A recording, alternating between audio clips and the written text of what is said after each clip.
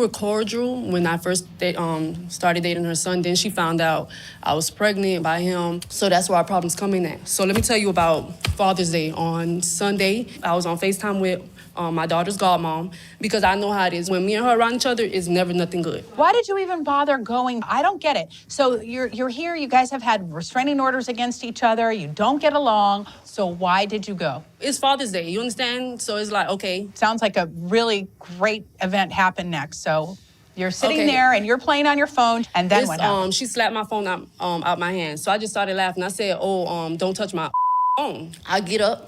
I turned around, and she pushed my head to the back. She took your head by the back? Yeah, she pushed my head. Customer, he seen that. He seen I had my baby in my hand. He did grab her because she hit me when I had my child in my hand. Okay, so the customer grabbed her, and then what happened? Then that's when I had pulled her hair, and I said, don't touch me. Wait, so she pushed her head, then you pulled her hair? Okay. So then that's when the employee had got my baby. And how did an employee get your baby? After she mushed my head, when the man had grabbed her, everybody just came. It could happen so quick, but everybody just came I running. get it, but then somebody grabbed your baby, so it means somebody was worried about the baby. Yeah. Okay. They took my baby to the bed. Yeah, that's where I called the police. But yeah. Weren't you worried about your baby? Yeah. So why would you go pulling her hair after she pushes your head? That's what the police told me. But it's like, at the end of it's just so much, like, the police told me the only reason they didn't take her to jail because they would have had to take me to jail too, because it's child endangerment. After she pushed your head and you pulled her hair as somebody took the baby, was there another incident? Yep, I had my baby in my hand because we was about to leave. I'm walking out the door. Her son was in front of me and she was in back of me. And the cameras do not lie. She hit me again when I had my baby. How'd she hit you? She punched me in the back of my head because she was in back of me. And then that's when her and her son started jumping on me. So let's hear from you. I'm beginning to believe it's just a vicious cycle. I have Miami Gardens police reports from every incident that I've had to encounter with this young lady in Miami Gardens to either pick up my granddaughter or drop her off. I have What do you mean by that? When there's pickup and drop off of your granddaughter, there's problems? It's huge problems. Something happens in her mind. I don't know where it happens from. She just gets angry, and I don't know what the anger is all about. This is just what I'm trying to figure out. Why, with all of this? Why does anybody agree to go to a family reunion, a holiday celebration? Why? It just seems insane to me. Usually these cases have to do with the father and the mother fighting each other. But in this case, it has to do with the mother-in-law. And I understand that a lot of times women tend to not have good relationships with their mother-in-laws because usually there's some sort of weird dynamic between the mother and the son. But in this case, for whatever reason, she is getting completely beat up by her mother-in-law in these moments that she's claiming. But when I heard the mother-in-law speak, I started to think that maybe the mother-in-law might be the one in the right here, because she kind of sounds a little bit like every time I get involved with this girl, something bad happens. And I don't know what the dynamic is between these two because I'm not there.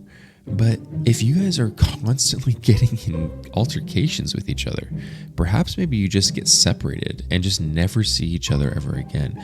Maybe you need like someone else to do the exchange if you're going to hang out with your grandchild. I don't know, but it seems like this stuff is pretty much avoidable. They have a court order for his time sharing. She refuses to abide by the order. Since she refuses to release my granddaughter to my son for his time sharing, she ends up coming to things that we have as a family. You could see your granddaughter if you have a court order that orders. He does have, he has a court order. Then she doesn't get to just decide that she doesn't give the child to him. I would like to say what happened on Sunday. Okay. On Sunday morning. Let's go quickly. I had to be inside church. church. Let's get to IHOP. I forget church and all of that. I said You're to my at son, IHOP. I know that you cannot see your daughter. I said, when you get out of work or when you think you're about to leave, let me know. I will meet you at IHOP, and that'll be your little Father's Day so I can get back home and cook. We all go. And when my son really wants for his baby to be there, she has to come along. If I'm so dangerous and I'm such a monster, you should not ever want to be around me. What happened at IHOP?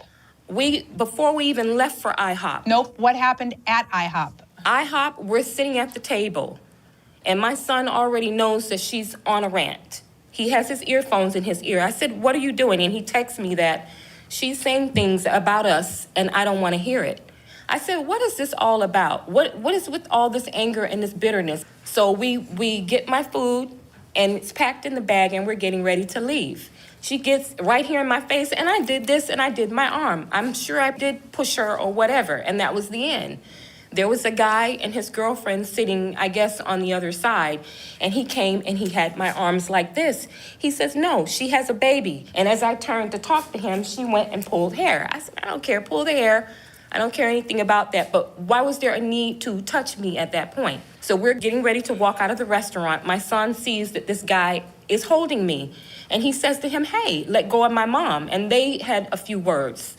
So that was the reason I had to find out later why they went outside. And now we're in there alone. So then you got into another fight. She got into another fight with me because she continued the fight. I was done. I was walking to get my food and leaving. And she's on top of me telling me, I'll kill you, Valerie. You hear me? I'll kill you. Don't play with me. And the lady that was sitting across from us from Texas, she came with her braids and she said, well, and I think she was saying, I don't want to move because she's going to kick me. And the lady said, well, you're going to get off of her and she's going to kick you, but you're going to get off. And this is the same lady that stayed when the police came to explain to the police what she observed and what happened. Let me look at your police report. Yes. Now. Got it. So now I've heard from both sides what happened from your respective positions. So this is what I'm going to do. I'm going to enter injunctions for both of you. You need to stay away from her. You need to stay away from her. You're not to have any contact. No contact means no calls, no texts, no letters, no posting on Facebook. 100% no contact. You understand? Nope. What do I do about her being at my house on Sunday? Right now, you just have to listen because I'm giving my ruling and I want you both to understand. Then I'll answer any questions, okay?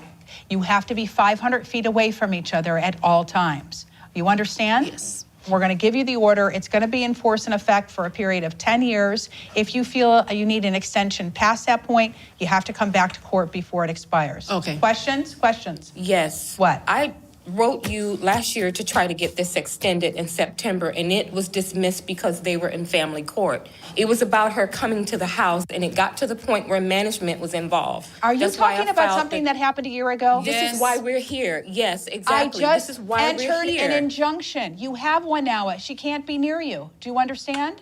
You have an injunction. You get that?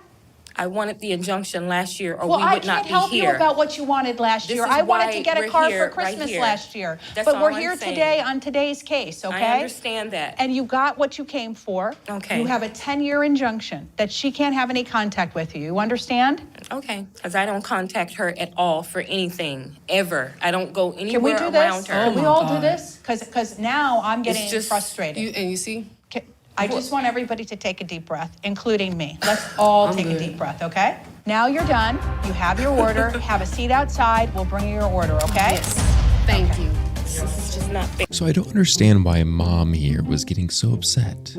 Because if you think about it, she doesn't have to ever see her ever again. But because for some reason now the restraining order is injunctioned on both of them, so they both can't actually see each other, suddenly now she's upset. But it means the same thing. I think mom here now, I'm actually more leaning towards the young mother's side, because mother-in-law, she's the one who maybe is starting to come off as a narcissist. Because if you feel like you're being coming down on by the judge, when you think that one person's clearly in the wrong, and you get upset, even if it's the outcome you wanted, the reason why I think she's a narcissist is because she can never admit to doing the right thing or doing wrong. She can never admit to doing wrong. And that is the problem, because she thinks that she's perfect and that she never does anything right or never does anything wrong, and everything she does is perfect. And I'm telling you right now, that is a sign that she's a narcissist. And I understand now the dynamic of these two, because there's a lot of situations where you have young children who grow up and they have kids, and it's like a messy family dynamic between the father and the mother. And mother-in-law comes in and is a participant in the situation because she thinks, I can come in and create safety and peace and whatever.